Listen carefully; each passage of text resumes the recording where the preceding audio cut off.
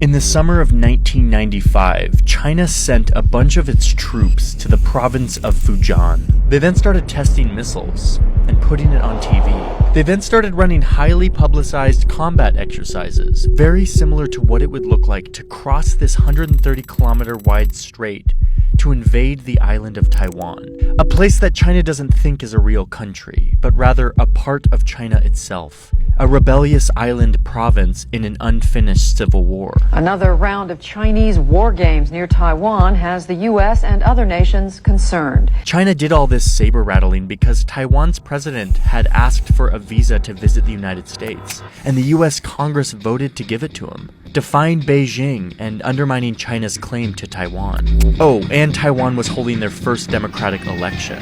These are the first free elections of a Chinese leader in 5,000 years. China announced Friday that it would start the new military exercises less than a week before Taiwan's presidential election. China hated that all of this was happening on this island that they think is theirs, hence all of the military flexing. But look who shows up next. Diplomatic trouble may be brewing again between China and the United States.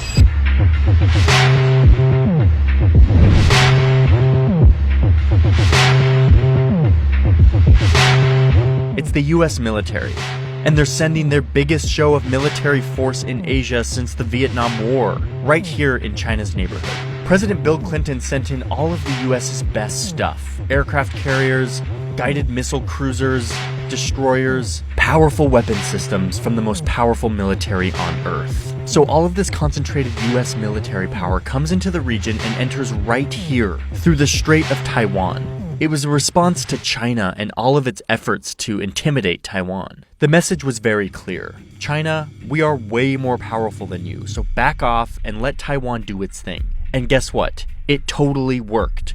China backed down and the US reasserted itself as the global powerhouse, a power that no one can mess with. Okay, so now let's fast forward to last fall. A lot has changed in this 20 or so years.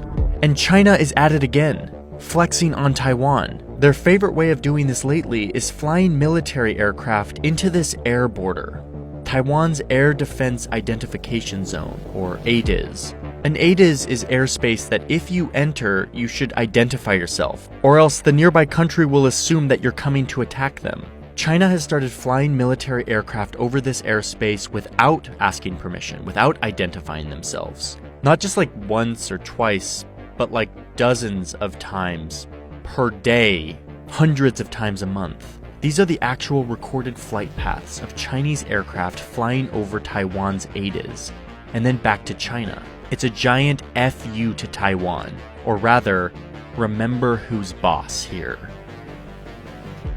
Luckily, there's some really amazing data on every single one of these Chinese flyovers. They're all documented. Taiwan's Air Force scrambled again today. This is research from the Foreign Policy Research Institute, and it's incredibly useful to see China's activity in Taiwan's ADIZ. You can see this massive surge late last year in flyovers. This is a graph that shows every single time a Chinese jet has flown over Taiwan's ADIZ in 2021. You can see that it comes to a peak in the first week of October. This was the week that China was celebrating its founding, and they were sending a very clear message to Taiwan: you will be ours. That week, this Chinese state-owned publication comes out with this headline: time to warn Taiwan secessionists and their fomenters, war is real. This is not fair play, so guess who shows up to the region to calm things down? A U.S. warship has sailed through the Taiwan Strait. So right after this huge bulk of flyovers of Taiwan's ADIZ, the US sends in guided missile destroyers through the Taiwanese Strait, and they're accompanied by a Canadian ship. To warn off 25 Chinese aircraft that entered its defense zone. Oh, but this time, it didn't work. Here's when the US sailed through the strait, and here's what China does after. Tons more flyovers of Taiwan's ADIZ. Looking at the raw data, you can see that these flyovers start happening almost every day. It's not the 90s anymore. Things have changed. Bill Clinton can't just send a bunch of naval ships to the Taiwan Strait and expect China to back down. We're living in a different era. The biggest difference is that China's military has become way more powerful in the last 20 years. Add to that their zeal for taking over Taiwan to reunite it with mainland China has grown immensely every year since. The reason I'm telling you this story and showing you the difference between how China reacted in the 90s and how it reacted last fall is because that difference is really important if we want to think about what war looks like in this region. I've been talking to military experts, I've been diving deep into military reports and writings from the Chinese military itself to try to understand what war with Taiwan would look like. It's something that is becoming more likely year by year. So what's to follow is my best attempt at understanding what war in the Taiwan Strait looks like. A war that drags in the United States and its allies. War is impossible to predict, and so we don't know for sure. But what I hope we can do here is look at a scenario and learn how conflict works, and what calculations all the countries involved would have to make in what might become the next world war. I just want to make China understand that we are not going to step back. China's aggression against Taiwan is accelerating, and it's blaming the U.S. Beijing has been getting increasingly tough on Taiwan. So are you saying that the United States would come to Taiwan's defense? Yes and yes.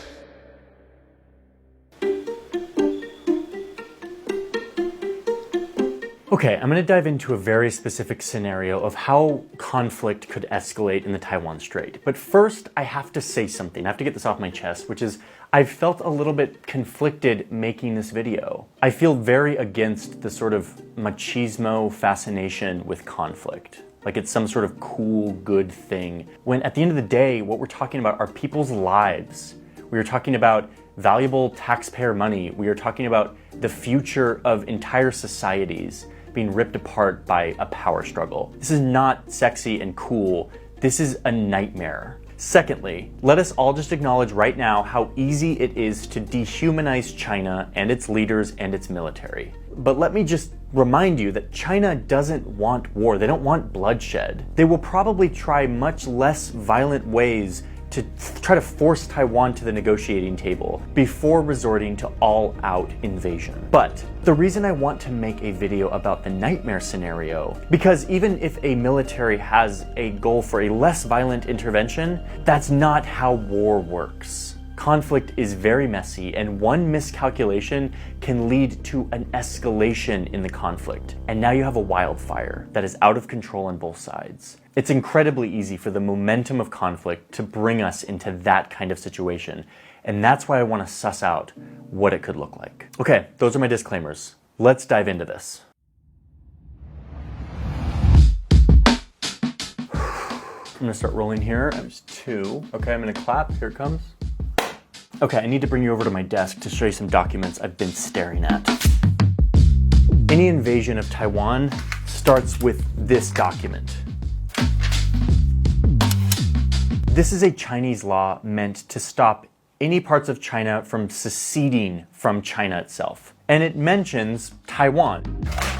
It basically says that if Taiwan tries to assert its independence from China, or, and this is the most important part, or if the possibilities for a peaceful reunification should be completely exhausted, that China shall employ non-peaceful means and other necessary measures to protect China's sovereignty and territorial integrity. Translation, if they run out of diplomatic solutions, China is required by law to invade Taiwan and force it to reunite with China. And no, I don't read or speak Mandarin, but Google Translate. Come on. Listen, we're like 70 years into peaceful solutions being tried and not working. Meanwhile, on the island of Taiwan, support for any sort of reunification is at an all-time low. Like, it's not looking like peaceful reunification is gonna happen, which is making the interpretation of this law more and more on the side of China should do this forcibly. Okay, so that's the legal justification from a Chinese perspective. Pair that with the fact that, unlike in the 90s, China now has a massive military. There's new concern at the Pentagon about China's military buildup. With all sorts of new missiles. China could soon be able to deploy a nuclear-tipped missile that U.S. defenses would find much harder to detect. tanks, helicopters, submarines, ships. I mean, this isn't from me, this is the US government. They recently came out with a report that said that the Chinese Navy now is bigger than the US's Navy, at least by numbers. They have 360 versus our 297 ships. Now, caveat to that data, our ships are much bigger. But still, China's recent military buildup is nuts. And this is why the US military is kind of freaking out. My opinion is this problem is much closer to us than most think. We have to take this on with urgency. China is upping the ante on Taiwan. And there are fresh fears of a Chinese invasion of Taiwan. Taking over Taiwan remains China's #1 strategic priority.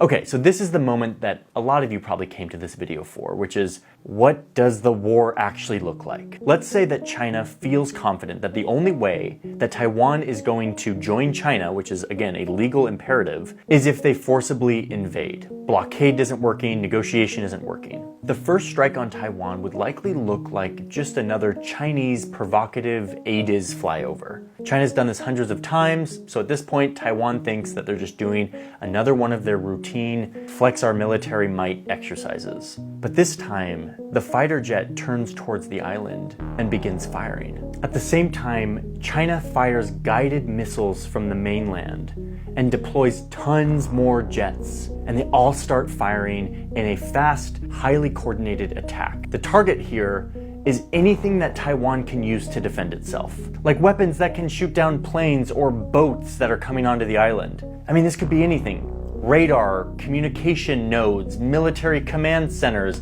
navy bases, bridges, communication networks, power stations, even government buildings. They would have a wide variety of targets to effectively deny Taiwan the ability to respond effectively. I mean, unfortunately for Taiwan, a lot of these targets are left out in the open. They're easy to see. A runway is really easy to see and really hard to hide. This first attack would happen very quickly. One military expert, Ian Easton, put it very succinctly when he said, assuming the intent is invasion, these attacks could be expected to be concentrated in a short time frame as a prelude to invasion with no pauses other than those required for moving, reloading, and repairing equipment. Whew.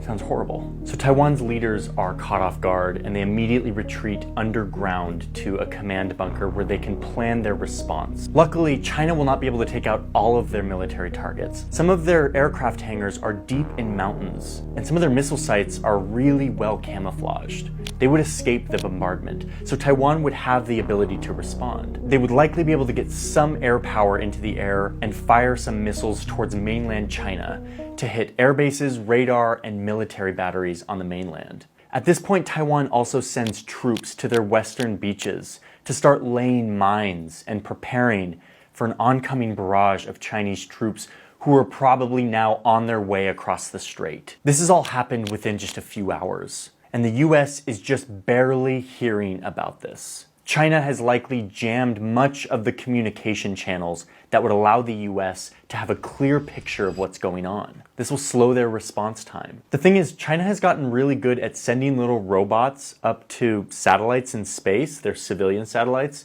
to help repair them. They could use this same technology to latch onto an American spy satellite and block its ability to view what's happening on the ground. Yes, we're now talking about conflict in space as a feasible part of this scenario. So the US is trying to get up to speed. The US president and military leaders now have to decide how they're going to respond. Are they going to risk American lives to protect this faraway island? It's something that the American public broadly would not be into. But they have to do something. They have to make a plan. Meanwhile, back over in the strait, Taiwan's military assets are severely damaged, and China is now sending hundreds of thousands of troops and loads of supplies across this 130-kilometer stretch of water. They're using boats of all kinds, military boats, merchant boats that don't need to defend themselves because Taiwan can't respond adequately, and each of these vessels is carrying tons of supplies and troops. But again, on Taiwan's western beaches, There are probably Taiwanese troops who have been planting mines ready for this invasion.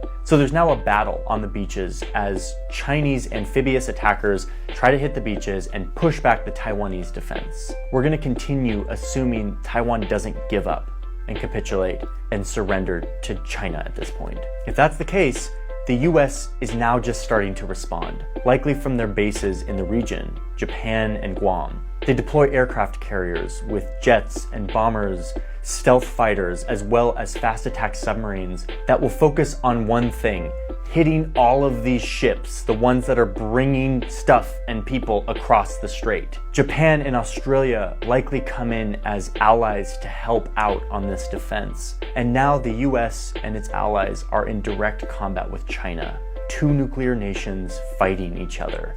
This is exactly what we try to avoid because we don't know where it goes from here. We don't know where the ceiling is. War always escalates. And when there's nuclear weapons involved, that's a very scary momentum. There's even a scenario where China actually strikes first, hitting US bases in Japan and Guam at the same time that they hit their initial targets in Taiwan. This would be a much more provocative move and would certainly bring the US full force into a war with China. So now you have Chinese troops who have pushed back the Taiwanese defense on the western beaches, and they are now moving in towards major city centers. The US is fighting on the water and in the air, and from here it becomes impossible to predict what could happen next. There are so many different directions. Depending on the US's tolerance for bloodshed, there could be American troops on the ground trying to push back Chinese advancements inland. But if you look at Chinese military writings on this, you'll see that as a part of this scenario, when they're thinking about it, they're not just thinking about the US and its allies and Taiwan. They also predict that India will take advantage of this moment of chaos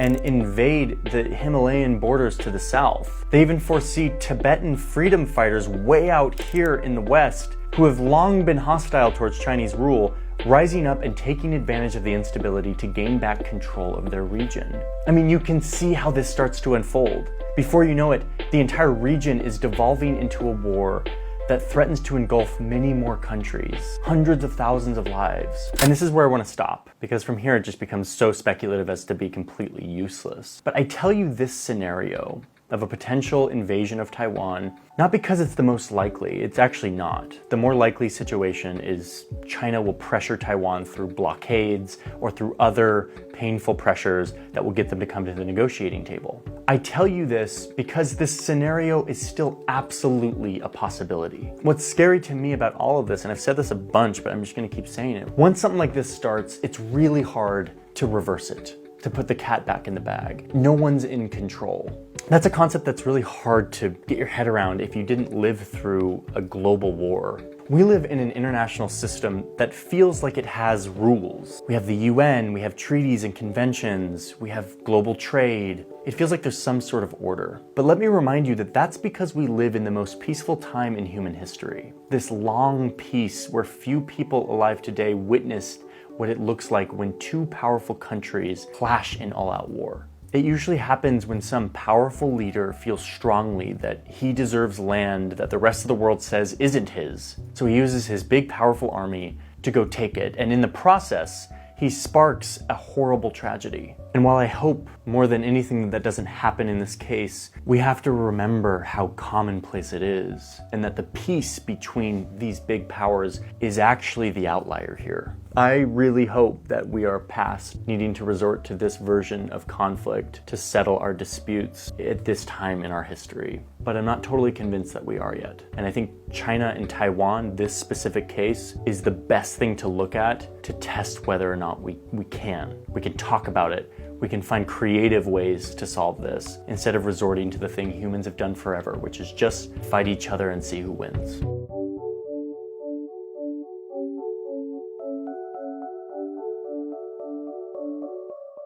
Okay, so I appreciate you watching this video and would love to hear your thoughts. I left a bunch of sources down in the description where you can read a lot more about this, from the really good research and reporting that has been done on this topic. I've got a bunch more videos coming out in the next month, so stay tuned and subscribe if you're not already.